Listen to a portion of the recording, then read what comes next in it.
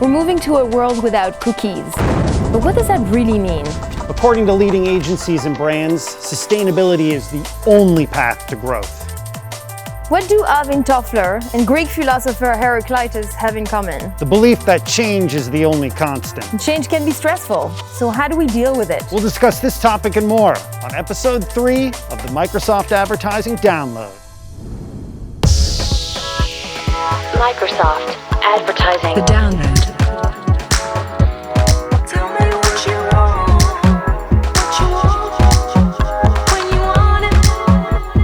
The Download.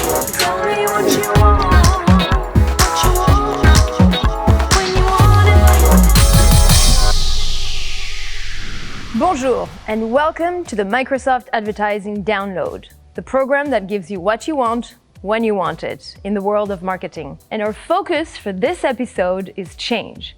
And the biggest change is that I'm joined, finally in person, by my co-host, Jeff Cologne.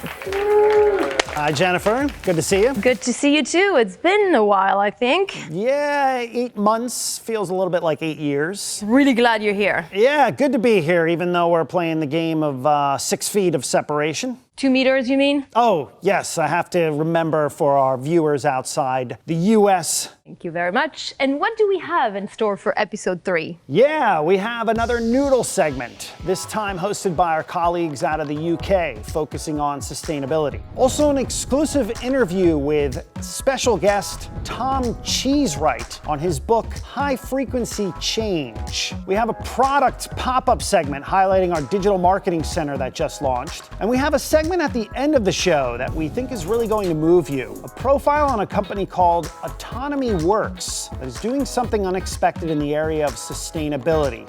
You don't want to miss it. But right now, time to kick things off with this month's insight. As we all know, third-party cookies are crumbling. What does this mean for marketers?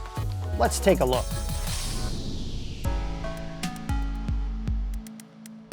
Experts say we are moving to a cookieless world, which sounds sad, but we're not talking about those kinds of cookies.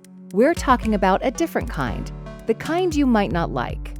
Web cookies. Just what are these things anyway? The HTML cookie was invented in 1994 by this guy, Lou Montulli. Lou wanted to see how many people visiting a website had been there before, so he created a piece of data unique to each visitor that the web server stored on the visitor's own hard drive. He called this bit of information a cookie, and befitting the name, they were initially a good thing. This stored data could be retrieved later to make web experiences more convenient for the user, like remembering passwords or account information. But over the years, a more invasive cookie has come along, the third-party cookie. They package and sell your information without your permission to other websites, sites you don't even visit, so that they can track and target you with advertising. And that has gotten really creepy and sometimes dangerous. So the third-party cookie is, well, crumbling.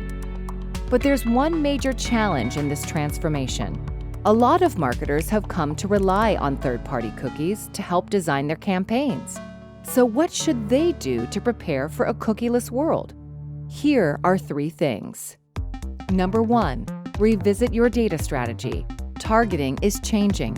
It will still exist, but marketers will need to leverage strong permissioned first-party data. Number 2, think about your value exchange. Customers will share their data if they feel like they're getting something in return. Brands should articulate the right value exchange to encourage customers to create profiles and allow the brand to personalize communications and offers to them. And number 3, start testing. Brands don't necessarily need to own this information. Partnering with publishers that offer targeting solutions activated by first-party data, like the Microsoft Audience Network, will become essential to reaching relevant audiences in the post-cookie era. Change is life, and with change comes opportunity. Goodbye, third-party cookies. We hardly knew ye. In our Noodle segment this time, we have invited thought leaders whose strategies are anchored in sustainability. Let's head over to the UK to our colleague James Murray and his guest for a new edition of the Noodle. Hello everyone and welcome to this month's segment of The Noodle, your monthly download of all of the things that marketers around the world are noodling on. Today we're going to be talking about change, and specifically we're talking about sustainability, and so I'm delighted to have three experts with me in this field. We welcome Sophie Baudin, CEO of search engine Lilo, Anna Lungley, Chief Sustainability Officer at Dentsu, and Wilson, who is the Smart Cities and Sustainability Lead at Microsoft Public Sector in the UK. This is a topic that has a lot of attention and hype around it in the industry and media. And so I guess the first question, Sophie, is why now? Why is this so important? I think we are at a very important moment. I think we've just all realized that we just keep going the same way we've been. We have to change something, or otherwise there won't be a planet to enjoy anymore. At Lilo, we are a search engine with substance. That means that we use the money we make from advertising to fund social and environmental projects. What is quite interesting is that actually we've seen a change in the profile of our user at Lilo. In the past, a Lilo user was someone who was already engaged in a charity, really committed to a cause. Now, actually, everybody is or can be a Lilo user. We really see that people are eager to do something in their everyday life to have a positive impact. And actually using a search engine like Lilo is a way for them to be able to do some good along the way. But Anna, do you see this as being something which is a trend that's here to stay? Absolutely. It's a really interesting trend that we were seeing pre-COVID, with increased demand for sustainable lifestyles, for example, and about 78% of consumers actually expecting brands to take a stance on social issues. And more importantly, we are seeing for the first time, probably in a long time, unusual alignment between consumers, government and investors all calling for change. And those numbers are really, really high. So 92% of employees in an organization, for example, expect their CEO and their employer to take a stand on social issues. So this is really unusual alignment, and business and brands have no choice but to respond and pay attention. One of the things we've seen is that COVID has been this sort of huge catalyst for very rapid transformation. And I think it would be easy to say, well, this trend in sustainability has come about because of COVID, but it's not as simple to say that, is it? No, it's definitely been a trend that's been about for many more years. If we think back to the Paris Agreement in 2015, where we had a lot of nations to commit to some really good goals, or even the David Attenborough programs throughout 2018, or Greta Thunberg's protests in London in 2019. It's been a momentum that's been building, both from a consumer and from a business side. From a Microsoft perspective, it's also something that we've actually been working on for quite some time now. So we're one of the first companies to bring in a carbon tax, which meant that we've been carbon neutral since 2012, which is actually really quite an achievement. However, at the beginning of the year, it was felt that those companies that can do more should do more. And we've brought out some new sustainability goals. If I just touch on one of them, which is the one around carbon, we stated that we were going to be carbon negative by 2030, and that we're going to remove all the carbon that the company has ever emitted since its inception in 1975. So these are really big and bold and audacious goals. There is an appreciation there that we're not quite there yet when it comes to tech, and that we need some innovation. So we've put aside a $1 billion innovation fund to help with that. Not every brand has that option. So what are some of the things that people who are listening to this could take as advice on how they can start to embrace sustainability more? First, I think they can advertise on Lilo. 50% of their advertising budget will be used to fund environmental projects. So that's a good start. But more roughly, I would say that authenticity is really a key word. I think that each brand, each company really needs to find its own way, which is consistent with its value, with its culture, to be able to embrace this change. And that's a great message and something that I really sort of agree with. Ellen, I guess the problem with some of these measures is that when you do this, it's a great for the cause, but not always good for business. So how do we square that circle? So actually, sustainability also is good for business. So there's studies out there that have proven that sustainability in itself doesn't just differentiate the brand like we talked about earlier, but also generates business opportunity. It is a change. We really need to to move from a more of a linear model to more of a circular economy. And it's a change that we had to do as well. If we think back to the iPhones and the iPods, they used to get smaller and smaller and smaller. And when the screen broke, we had to basically get a new phone. And we're now designing products with repairability built into them. So the idea is that we can use the products for longer and thereby reducing waste and carbon footprint. And that's great to hear that a company like Microsoft being so proactive in the measures that it's taking in order to make a difference. On the flip side, Anna, though, we know that there are real risks of companies not sort of abiding or heeding this warning of the trend of moving to sustainability. Absolutely.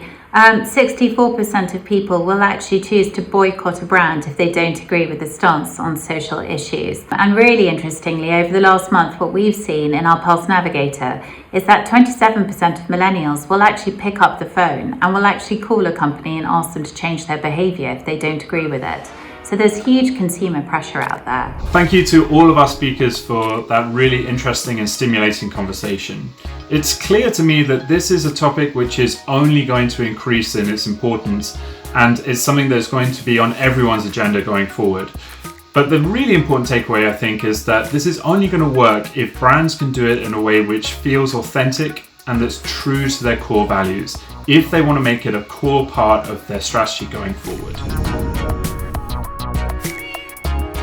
Thanks, James. Pretty fascinating data, insights from Anna specifically on the point she made that 27% of millennials will actually pick up the phone, and it's got to take a lot to pick up the phone in this day and age, to show their outrage toward a company based on their sustainability practices. Yeah, and I think it's really a wake-up call for brands to address sustainability as part of their growth strategy, not a nice to have, but a must have. Yeah, I could actually see more companies having a web page just dedicated to showing their sustainability data. I think also in terms of who's using Lilo, for instance, maybe perhaps before it was just the climate change activist, and now it's, everyday people. And so they want to make this planet a better place and making sure that using a search engine that has a purpose and do good in the world is really important. Yeah, it's interesting. What we've seen on the niche now, definitely more mainstream, and is really,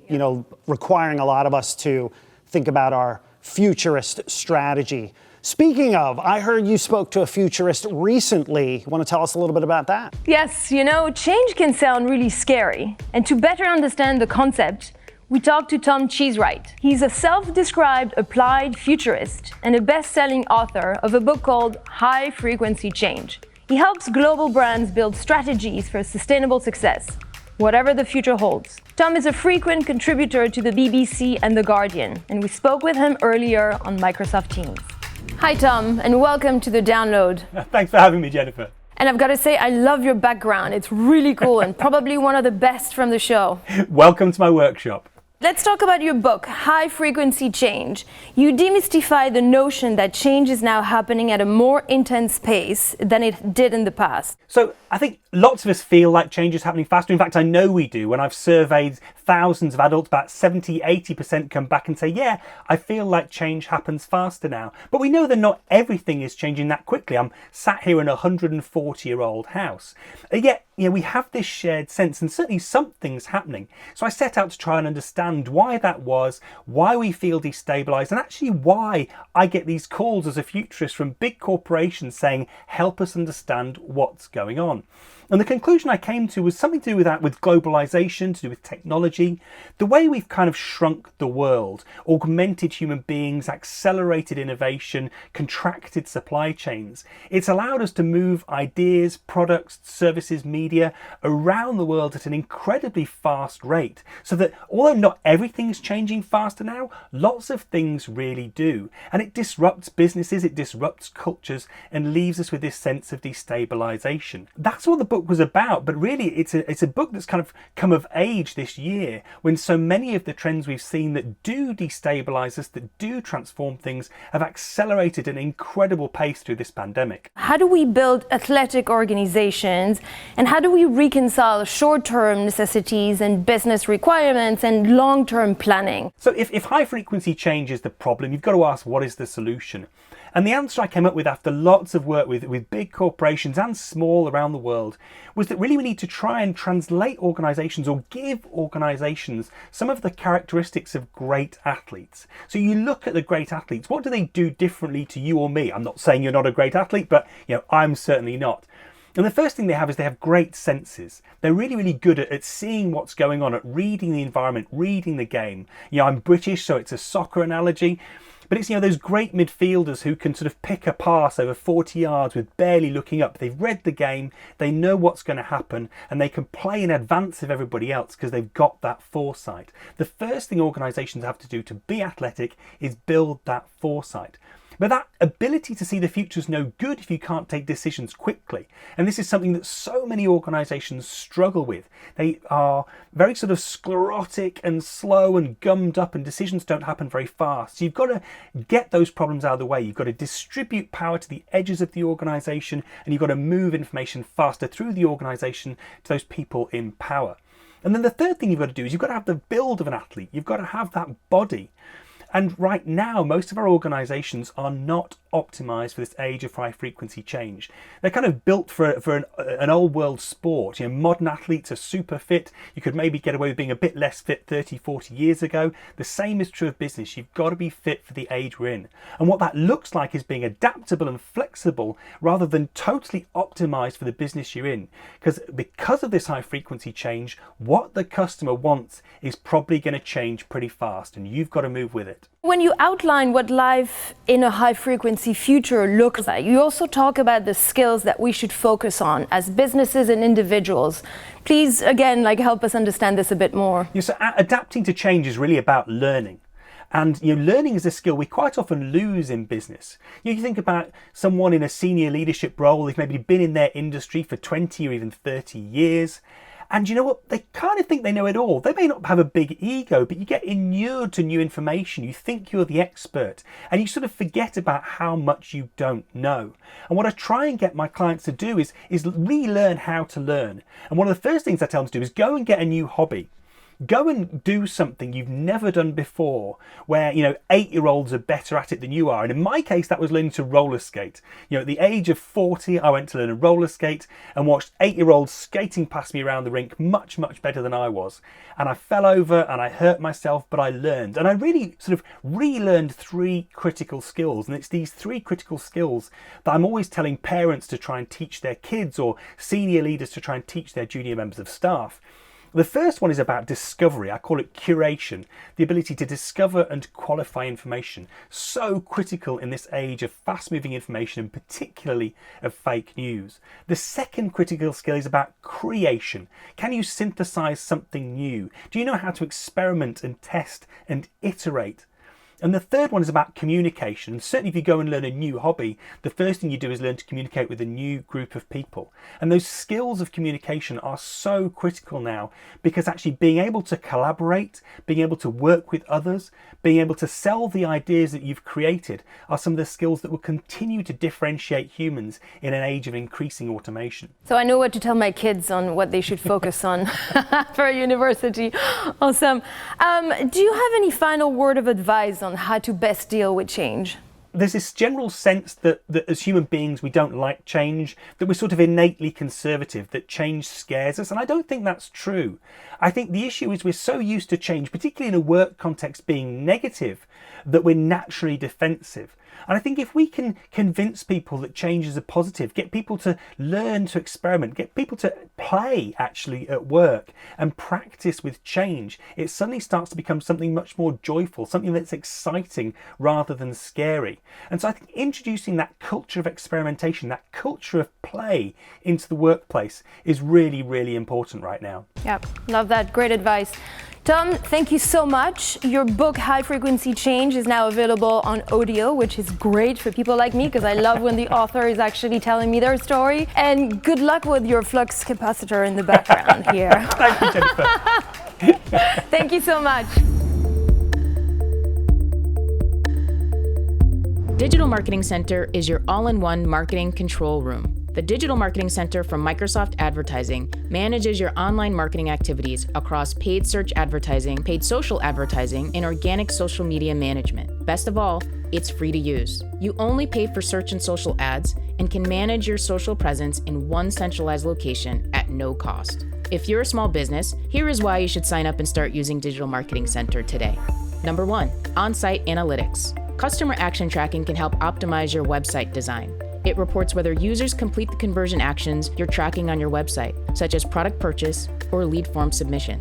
Analytics also include visits to top priority pages, average time on site, and pages visited.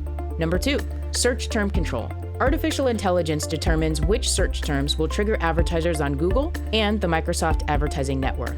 Number 3, ad reviews. Advertisers can input their own text ads, but Digital Marketing Center also auto-generates text ads based on the website and business categories. New top ads reporting shows the top performing automated text ads and allows advertisers to modify their copy.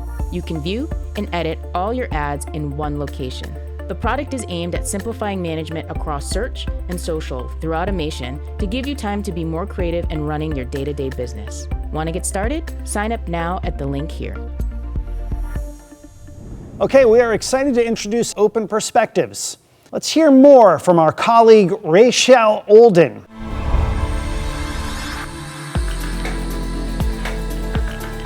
I'm here to share a bit about a bold and unapologetic conversation, Open Perspectives, a live virtual event series where we'll be having real conversations centered on principles of diversity, inclusion, equity, and inclusive marketing.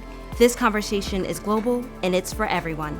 We'll be discussing deep and relevant issues and the challenges that impact us all. We'll explore how inclusion drives business impact and give you tangible ideas on how to drive sustainable, authentic, and compassionate action in your organizations and communities. 2020 has been an eye-opening and ear-opening year for us, especially here in America, where racial injustice has been front and center.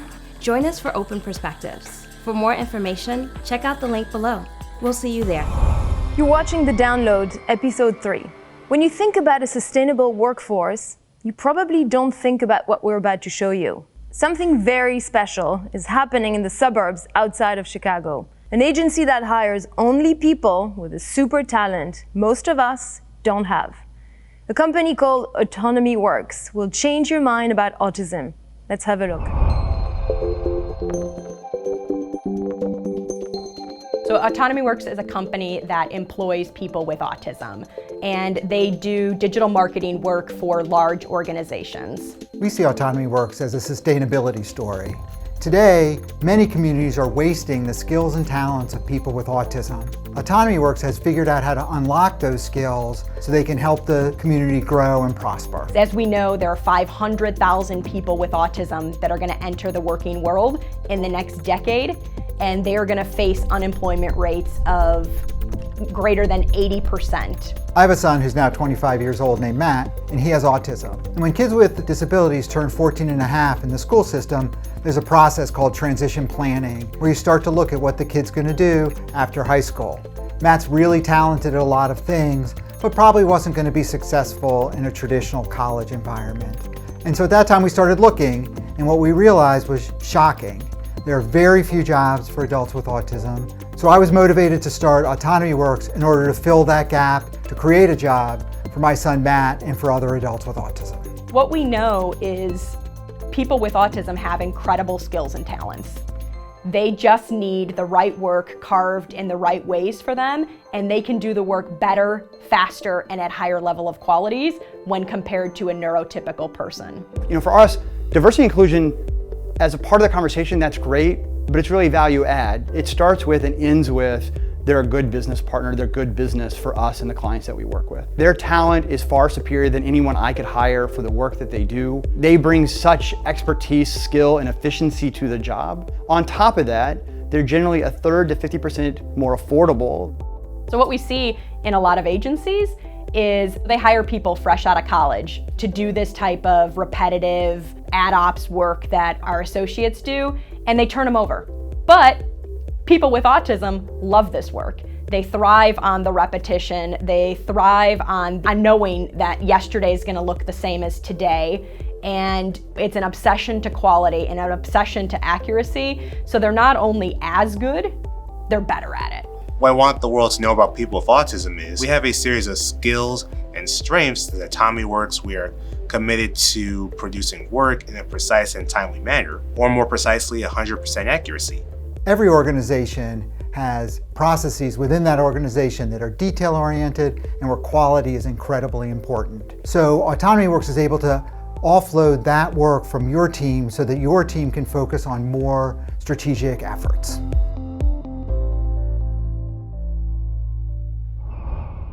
What a great story. Yeah. That was wonderful to see. Super inspiring. And great to see also that partners of ours like Dan and iCrossing are working with Autonomy Works, and hopefully others will join as well. Yeah, very inspiring. And that's a wrap for our third episode of The Download. Please continue to reach out to thedownload@microsoft.com and give us feedback. In our December episode, we're going to look back at the roller coaster of a year 2020 has been, and share our learnings we've gathered along the way. We'll bring you more insights and a ton of surprises. So join us again. On behalf of everyone at Microsoft Advertising, thank you for tuning in. Stay safe, stay healthy, and see you next time.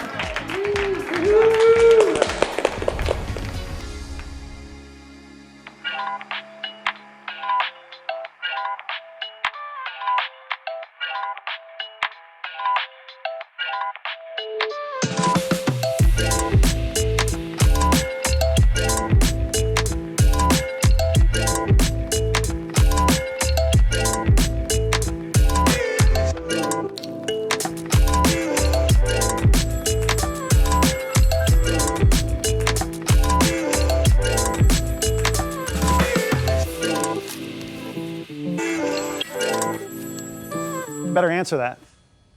This is The Download. Wrong number.